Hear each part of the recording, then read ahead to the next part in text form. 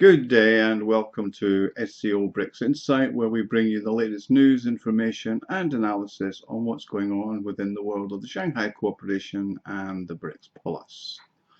Now, as you're aware, BRICS is Brazil, Russia, India, China and South Africa. But from January the 1st, it will also involve Argentina, Egypt, Ethiopia, Iran, Saudi Arabia and the United Arab Emirates, which are quite a large and interesting group of countries, some being major powers in the world of natural resources, other in the areas of manufacturing like China and India. You've also got agricultural powerhouses like Argentina, Brazil, and obviously Russia, which is the world's largest wheat exporter. We're looking at also the BRICS Plus in relation to the G7.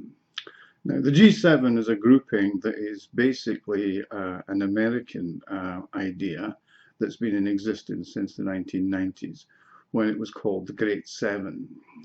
They are the USA, Canada, France, Germany, Japan, the UK, and Italy, plus they invite the head of the EU, who represents the other 24 countries that are members of the EU but are not actually in the G7. Now, the G7 has always been a measure of US hegemony, and they basically all walk lockstep in with the policies of the G7 dominated by the USA. Basically, you look at the situation that occurred in 2022 with the conflict between Russia and the Ukraine. The G7, plus some of its allies, including Australia, immediately imposed sanctions on Russia, some draconian sanctions, and these have continued now for the last 19 months. Not to any great effect. But if you look at the countries of the BRICS and the BRICS plus members of the Global South, Latin America, Africa, etc., not one of those has actually imposed any sanctions on Russia. And that gives you an idea of the difference between the G7 and the aims and objectives of the BRICS Plus. BRICS basically has always set itself on mutual trade, commerce, and resolving issues by consensus. The G7, on the other hand, tends to follow US hegemony. Now, the outcome of the sanctions had a dramatic effect on the member countries of the G7, most of which are now either in recession or are undergoing economic problems. Whereas you look at countries like China, like India, like Russia, and Brazil, etc., they've been showing good signs of growth during this particular period. Now, one of the things about the BRICS is it's looking to build a multipolar world. And that is something that has been needed for some time, simply because of US hegemony. The US, for example, controls the IMF, although it always has a European leader, mainly from France. The last two have been from France. And the World Bank always has an American as its president. And as for the other multilateral organization, the WTO, the World Trade Organization, again, it tends to follow its lead from Washington, as opposed to taking into account the actions and feelings, if you like, of those who are outside of the American polar world. So that's why the sanctions that they imposed didn't have the effect, because you're looking at the countries of the G7 are pretty much all consumers of natural resources, of oil, gas, minerals, etc. And those are all mainly supplied by countries of the BRICS Plus. That means that the body of the BRICS Plus, which works on economic cooperation and consensus, is now becoming a more popular. Now, from what I gather, some 20 other countries have expressed a great interest in joining the BRICS Plus. And I think that is due to the fact that they can see that working together as a grouping, as opposed to following the lead of the US, is the way forward for mutual trade and for working together, particularly in the area of the US through the G7 has dominated the multilateral organizations that I mentioned, but also the dollar. The use of the dollar as a weapon has alienated quite a large number of countries. The sanctions against Russia, with it cutting off from SWIFT and the freezing of its assets, I think frightened quite a number of countries into thinking, well, hang on a minute, perhaps that can happen to me.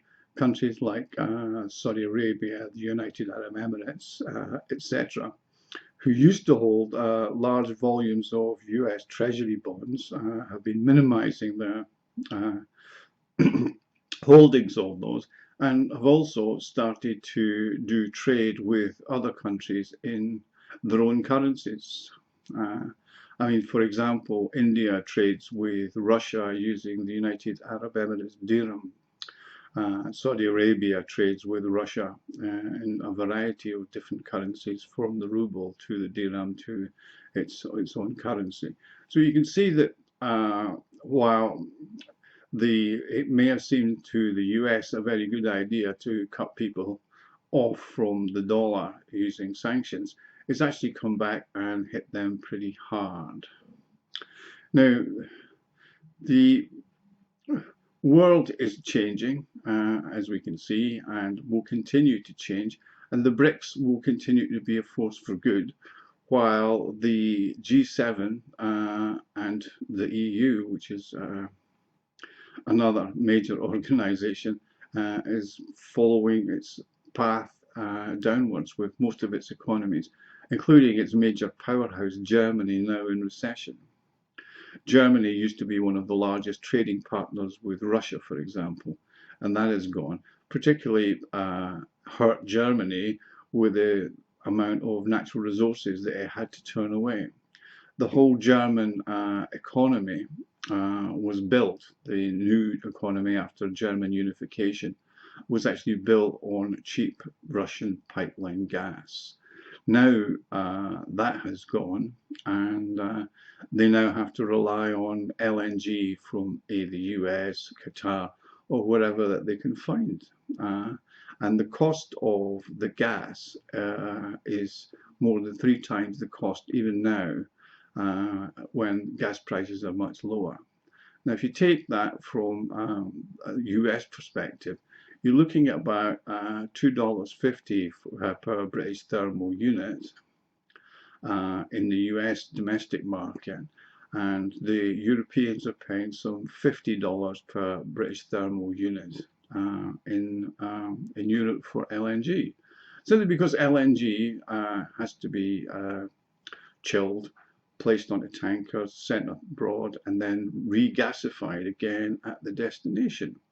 That's an expensive process, and a plan for LNG, converting natural gas into LNG, is a very, very expensive process. You're looking at in the region of $10 to $15 billion just to build one of these plants. Now, building and basing your economy, an industrial economy, in a region where you have very high gas prices is economic suicide, which is why deindustrialization is happening across Europe, but particularly in Germany. So that is one of the other reasons why the BRICS Plus will continue to evolve and develop. I mean, for example, as I just mentioned, Europe turned its back on cheap Russian gas and oil, whereas India has been buying vast quantities of Russian oil, refining that oil, and selling it back to the markets that used to buy it direct from Russia. And both countries, Russia and India, are making money from that. To an extent, the Chinese are doing it. Saudi Arabia normally refines only enough fuel for its own uses. So it's been buying fuel direct from Russia and then exporting what it used to produce at home. Russia makes money from the petroleum products it sells to Saudi Arabia, and Saudi Arabia makes a large margin selling it on to other countries. So this is part of what we were talking about with the BRICS Plus being a model for multipolar, multilateral trade and bypassing the dogma. How long the economies of the G7 will continue to follow this path, we shall have to see. But in the meantime, I expect only great things to continue from the development of the BRICS Plus. And I look forward to bringing you more reports as we have them about what's really going on within the BRICS. Now, if you're interested in these stories, please do visit our website, which is SCOBRICSinsight.com, where we update every single day with numerous stories, some by myself and some by other journalists, which will give you a much greater insight into what's really going on in the world of the Shanghai Cooperation and the BRICS. If you've enjoyed this video, please like and subscribe, and I look forward to speaking to you again. Thank you.